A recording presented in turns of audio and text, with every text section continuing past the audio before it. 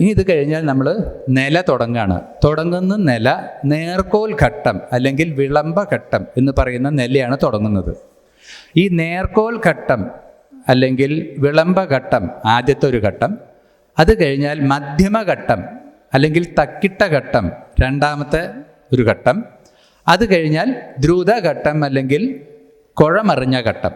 സാധാരണ പറയുന്ന ഭാഷ നേർക്കോൽ ഘട്ടം, തക്കിട്ട ഘട്ടം, കുഴമറിഞ്ഞ ഘട്ടം. ഇങ്ങനെ 3 ഘട്ടത്തിലുള്ള നിലകളാണ് നമുക്കിതിൽ കൊട്ടാനുള്ളത്, ഈ താളവട്ടത്തിൽ കൊട്ടാനുള്ളത്. നേരത്തെ പറഞ്ഞു ഒരു അടിയിലെ 4 കൊട്ടുകൾ, ഒരു അക്ഷരകാലത്തിൽ 4 കൊട്ടുകൾ വരും. അതിനനുസരിച്ചിട്ട് ആണ് കൊമ്പും കുഴലും ഊതുന്നത് എന്നുള്ള വിഷയങ്ങൾ നേരത്തെ ഒരു ആമുഖമായിട്ട് പറഞ്ഞു വെച്ചതുമാണ്. അപ്പോൾ ഇനി നമുക്ക് എങ്ങനെയാണ് കൊട്ടുന്നത്, എങ്ങനെയാണ് അതിലേക്ക് കൊമ്പും കുഴലും കൂടുന്നത് എന്നുള്ളതാണ് നോക്കാനുള്ളത്. അതിനു മുമ്പ് ഈ നേർക്കോൽ ഘട്ടത്തിലുള്ള നിലയും മധ്യമഘട്ടത്തിൽ തക്കിട്ട ഘട്ടത്തിലുള്ള നിലയും കുഴമറിഞ്ഞ ഘട്ടത്തിലുള്ള നിലയും തമ്മിലുള്ള മാറ്റം ഒന്ന് ആദ്യമായിട്ടൊന്ന് പറഞ്ഞു വയ്ക്കാം. നേർക്കോൽ ഘട്ടത്തിലുള്ള നില എന്ന് പറഞ്ഞു കഴിഞ്ഞാൽ തക്ക തക്ക തരി കീട്ട. അതായത് നേരത്തെ നമ്മൾ 4 അക്ഷരകാലങ്ങളെ 8 ആക്കുമ്പോൾ പറഞ്ഞു അതിൽ 2 തക്കയും ഒരു തരികിടിയും ചേർന്ന് വരുന്നത്. അതാണ് നേർക്കോൽ ഘട്ടത്തിലുള്ള നിലയിലത്തെ ഒരു യൂണിറ്റായിട്ട് വരിക. 8 അക്ഷരകാലങ്ങൾ അല്ലെങ്കിൽ ഒരു ചെമ്പട വട്ടത്തിൻ്റെ ഇടയിൽ തക്ക തക്ക തക്ക ധീമി തക്ക തക്ക തക്ക ധീമി തക്ക തക്ക തക്ക ധീമി തക്ക തക്ക തക്ക ധീമി 4 പ്രാവശ്യമാണ് 8 അക്ഷരകാലത്തിലെ ഈ നില ആവർത്തിക്കുക. അതിനെ ചെണ്ടയുടെ ഭാഷയിലേക്ക് പറഞ്ഞാൽ നഗ്ഗും നക്കം നണ്ണാകിണ്ണ, നഗ്ഗും നക്കം നണ്ണാകിണ്ണ, നഗ്ഗും നക്കം നണ്ണാകിണ്ണ, നഗ്ഗും നക്കം നണ്ണാകിണ്ണ. ഇങ്ങനെ 4 പ്രാവശ്യം 8 അക്ഷരകാലത്തിൽ ഒരു ചെമ്പട വട്ടത്തിൽ വരും. അതിൽ ആദ്യത്തേതിലത്തെ നഗ്ഗും നക്കാം, നഗും നക്കാം ഉള്ള 4 അക്ഷരങ്ങളിലത്തെ ന കഴിഞ്ഞിട്ടുള്ള ഗും ഒഴിവാക്കി, പിന്നത്തെ നക്കാം എന്നുള്ളത്തെ കാം ഒഴിവാക്കി, ഈ 2 കോലുകളെ മാത്രം നടുക്കിലടിച്ചിട്ട് ഡ ഡ. അപ്പോൾ നഗും നക്കാം എന്നുള്ള സ്ഥലത്തിൽ 2 കോലുകൾ കൊണ്ട് മാത്രം ഉപയോഗിച്ച് നേർക്കോലടിച്ചിട്ടാണ് നിലയിലേക്ക് കിടക്കുക. അപ്പോൾ ഡ ഡം നണ്ണാകിണ്ണ, നഗും നക്കം നണ്ണാകിണ്ണ എന്നുള്ള രീതിയിൽ ഓരോ ഉപഖണ്ഡങ്ങളെയും വിഭജനം കാണിച്ചുകൊണ്ട് കൊട്ട് മുന്നോട്ട് പോവുകയാണ്. ഓരോ ഖണ്ഡങ്ങളുടെയും അവസാനത്തിൽ നേരത്തെ നേർക്കോലടിച്ച് കാണിച്ച ഭാഗം നഗും നക്കം നണ്ണാകിണ്ണ എന്നുള്ളത് ആ ഒരു ചെമ്പടവട്ടത്തിൽ നഗും നക്കാം നണ്ണാകിണ്ണ, നഗും നക്കാം നണ്ണാകിണ്ണ, നഗും നക്കാം നണ്ണാകിണ്ണ, നഗും നക്ക ഡെക്ക ഡെക്ക ഡേഡ്. ഒരു നിലേനെ മുഴുവൻ തക്ക തക്ക തക്ക ആക്കിയിട്ട് മാറ്റി അവസാനത്തിൽ നേർക്കോലായിട്ട് കൊട്ടി കാണിക്കുന്ന ഒരു രീതിയും ഖണ്ഡസമാപ്തി കാണിക്കുന്നതിന് വേണ്ടിയിട്ട് കൊട്ടി കാണിക്കുന്ന ഒരു രീതിയുണ്ട്. അത് കഴിഞ്ഞിട്ട് പിന്നെ വരുന്നത് കലാശത്തിൻ്റെ ഭാഗത്താണ് പിന്നെ നേർക്കോലായിട്ട് മുറിച്ച് കാണിക്കുന്നത്. നമുക്ക് അതിലേക്കൊന്ന് കടക്കാം.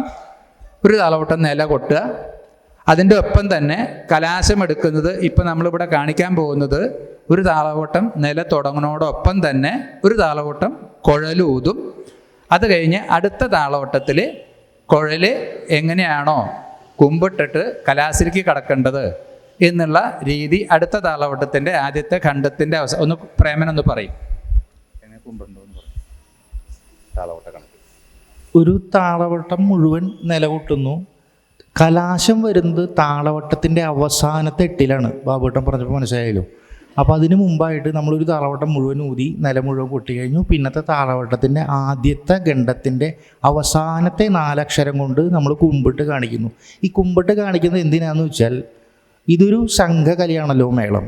മേളത്തിൽ സമന്വയിക്കുന്ന അനവധി ഇൻസ്ട്രുമെൻറ്റ്സ് ഉണ്ട്. ഇപ്പോൾ ചെണ്ട തന്നെ 2 തരത്തിലുണ്ട്.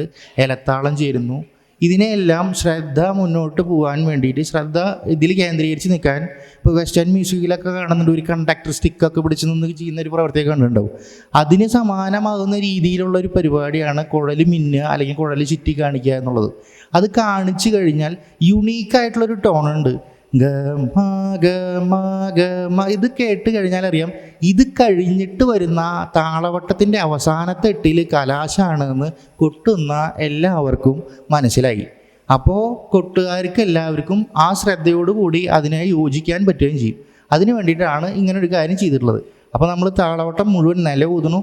അത് കഴിഞ്ഞാൽ ആദ്യത്തെ വലിയ ഗണ്ഡം പറഞ്ഞ 4 ചെമ്പടവട്ടം നീളമുള്ള വലിയ ഗണ്ഡത്തിൻ്റെ അവസാനത്തെ 4 മുമ്പിട്ട് കാണിച്ച് ആ ഗണ്ഡത്തിൻ്റെ അവസാനത്തെ അടിയിൽ നിന്ന് ഗമഗമ തുടങ്ങി അവിടെ നിന്ന് അത് 2 രീതിയിൽ ഊതി അവസാനിപ്പിച്ച് നേരെ കുമ്പിട്ട് കഴിഞ്ഞാൽ കലാശായി. ഇത്രയാണ് അവിടെ ചെയ്യാനുള്ളത്. ഇത് തന്നെ തക്കിട്ട നിലയിലേക്കും കിടക്കുമ്പോൾ ചെയ്യുന്നുണ്ട്. അത് കഴിഞ്ഞാൽ കുഴ മറിഞ്ഞ് നിൽക്കുമ്പോൾ നമ്മൾ നില കൊട്ടുന്ന രീതി മാറി എന്ന് കാണിക്കാൻ വേണ്ടിയിട്ട് കൊമ്പുകാർ ഊതി തുടങ്ങുമ്പോൾ വലത്തെ ഭാഗത്തു നിന്ന് മേൽസ്ഥായിൽ സാന്ന് നീട്ടി ഊതും. അപ്പോൾ അവർക്ക് മനസ്സിലായി ഇനി കുഴ മറിഞ്ഞാണ് പോകുന്നത് എന്നുള്ളത്.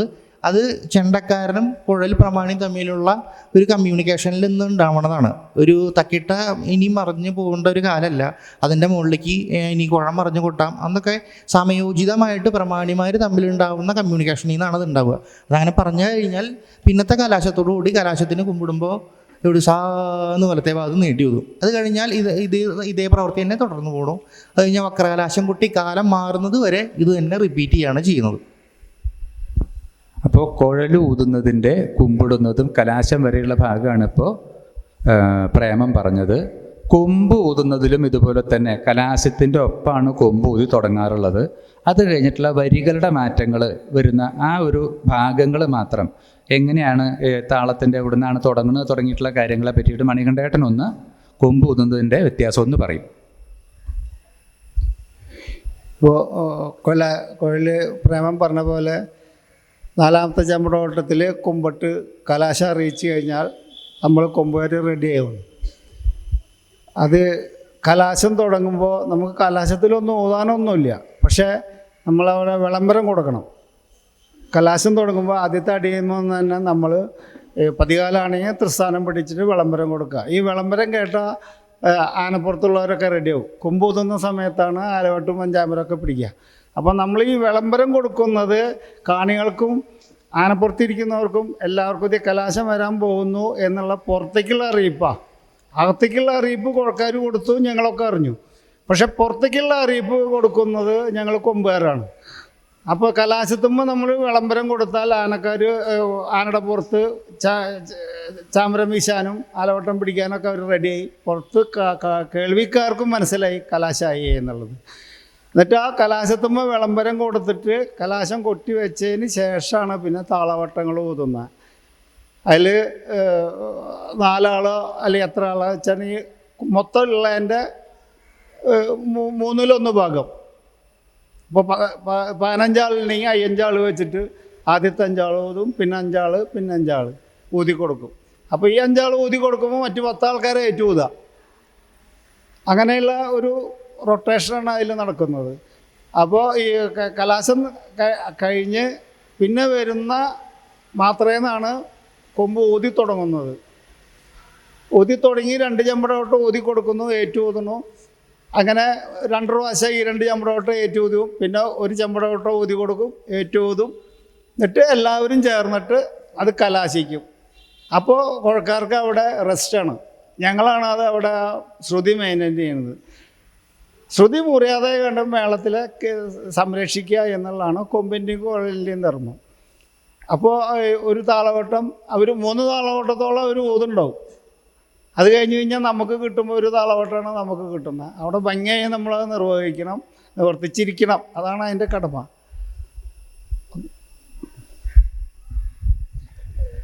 ഇലത്താളത്തിൻ്റെ ഭാഗം പിന്നെ നേരത്തെ പറഞ്ഞതുപോലെ ഷമ്മേട്ട ആദ്യം തന്നെ പറഞ്ഞു, കൊട്ടുന്നതിനനുസരിച്ച് താളം പിടിക്കുകയാണ്. അപ്പോൾ അതൊന്നും നമുക്ക് അപ്പോൾ ഇലത്താളത്തിൻ്റെ ഞാൻ വേറെ പറയാൻ വേണ്ടി ഷമ്മേട്ടിന് കൊടുക്കണില്ല. കൊട്ടുന്നതിനൊപ്പം കൊട്ടുന്നതിൻ്റെ ഗതി നോക്കിയിട്ട് താളം പിടിക്കുന്നതാണ് ഇലത്താളത്തിനുള്ളത്. നമുക്കൊരു താളവട്ടം കൊട്ടിയിട്ട് ഒരു കലാശം കൊമ്പ് ഊതിയിട്ട് നിർത്തുക. തുടങ്ങുന്നത് കുഴലിൽ, കൊമ്പിൽ അവസാനിപ്പിക്കാം. തുടങ്ങിക്കോളൂ.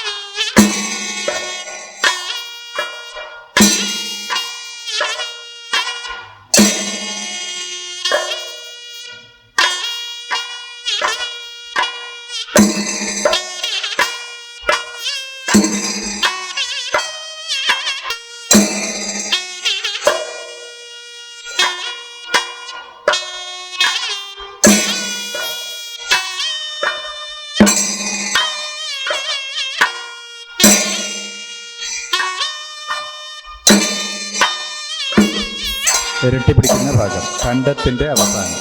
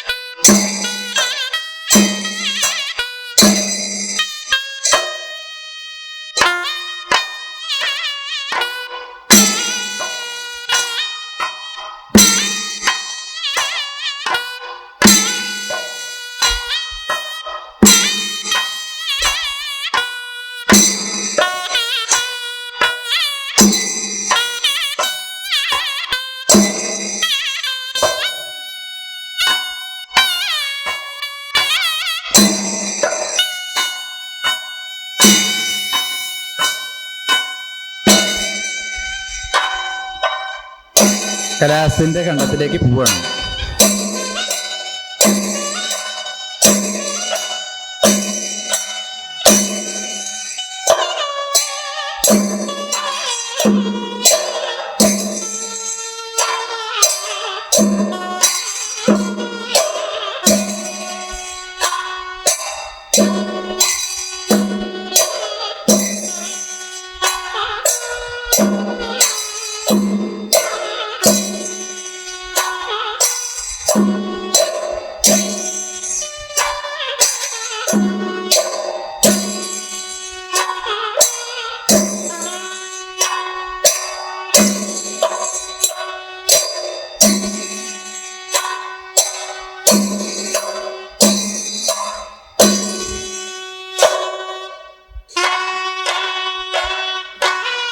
ഒരു താളവട്ടം കഴിഞ്ഞു.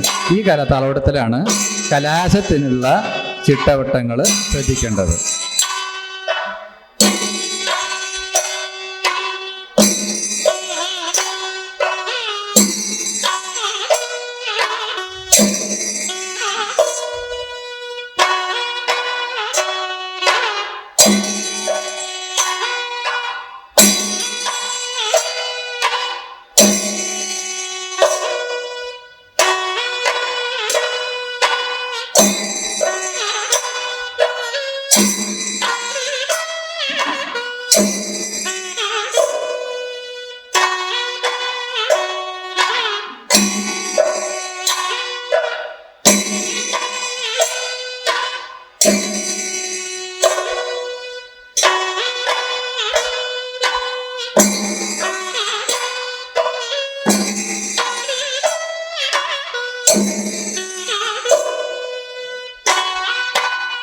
കലാശെടുക്കാൻ പോവുകയാണ് എന്ന് കാണിക്കാൻ കുറുങ്കുഴല് ആദ്യം കുമ്പിടുന്ന ഭാഗം ഇവിടെയാണ്.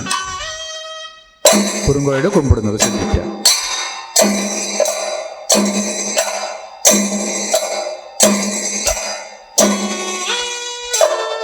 ഇനി സാപ്പ ഊതുന്ന ഒരു 2 ചെമ്പറവട്ടം, ഒരു ഖണ്ഡം.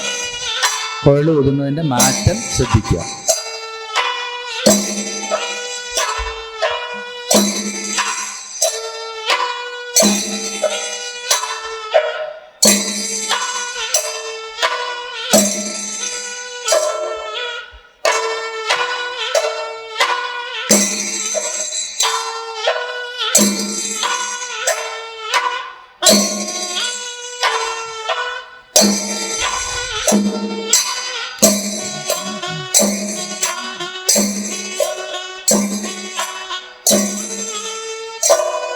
തുടർന്ന് പഴയ പോലെ വരികൾ കൊമ്പൂതാണ്.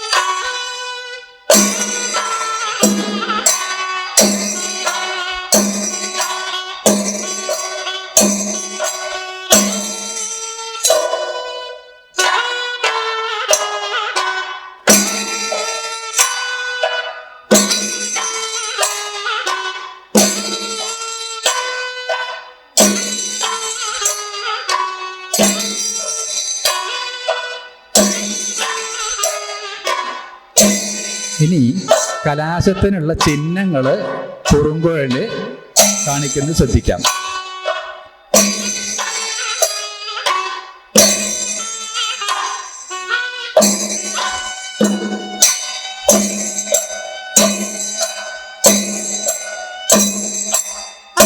കലാശം തുടങ്ങാണ്, ഒപ്പം കൊമ്പ് ഊതലും തുടങ്ങുന്നു.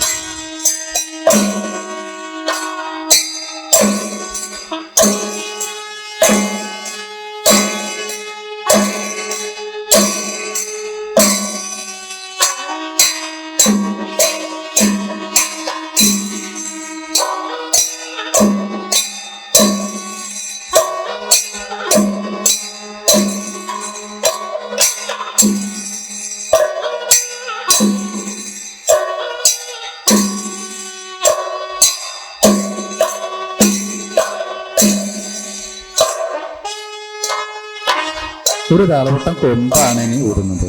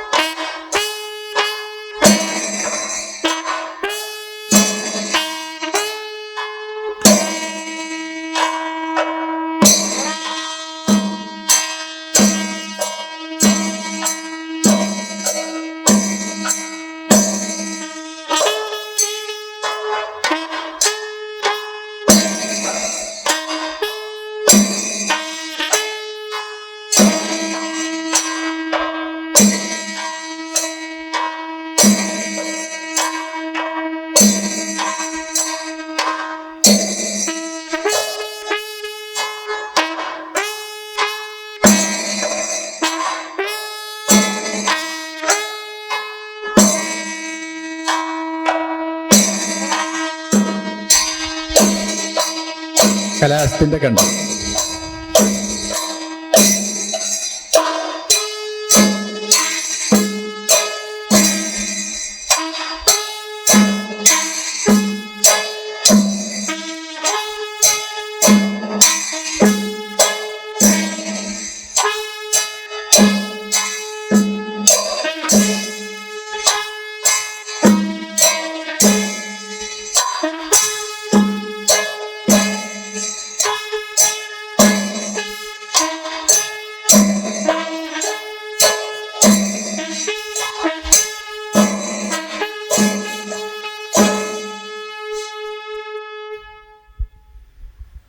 അപ്പോൾ ഇങ്ങനെയാണ് നേർക്കോൽ ഘട്ടത്തിലെ ഒരു കലാശത്തിൻ്റെ ഇടയ്ക്കുള്ള, ഒരു കലാശം തുടങ്ങി അടുത്ത കലാശത്തിൻ്റെ ഇടയിലുള്ള ഭാഗം.